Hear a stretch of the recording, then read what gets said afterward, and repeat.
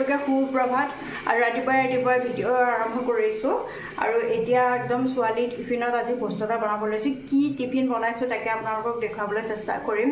আৰু বহুত হেল্ডি হয় আৰু বহুত টেষ্টিও হয় তাকে কি বনাব লৈছোঁ চাওঁ আৰু মোৰ মুখখন স্কিপ কৰিব কাৰণ যিহেতু